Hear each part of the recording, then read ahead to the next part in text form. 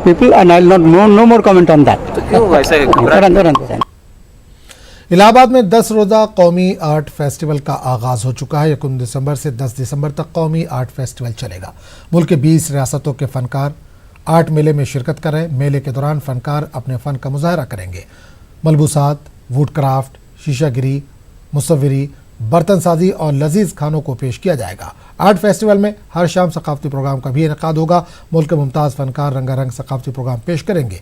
कौमी यकजहती के नाम से कौमी आर्ट मेला मंसूब है। देखिए, पिछली बार से तो काफ़ी ज़्यादा भव्य भी है और कुछ बदलाव जो हमने किए हैं वो बदलाव इसलिए बहुत ज़रूरी हैं। एक तो एक भारत श्रेष्ठ भारत, इस जो पॉइंट को जो है वो मद्देनज़र रखा गया है और सबसे ऊपर रहेगा कि हम कुछ भी ऑर्गेनाइज़ करेंगे, चाहे वो सांस्कृतिक कार्यक्रम हो या फिर हमारे स्टॉल्स हैं या फिर व्यंजन हैं, तो उसमें वो झलक देखने को मिले। तो जो करीब 19 या 20 राज्यों से कलाकार जो क्राफ्टमैन हैं वो आ रहे हैं यहाँ पर, और उसमें करीब 70 या 80 किस्म का जो क्राफ्ट वर्क है, टेक्सटाइल है, वो देखने को मिलेगा इस बार।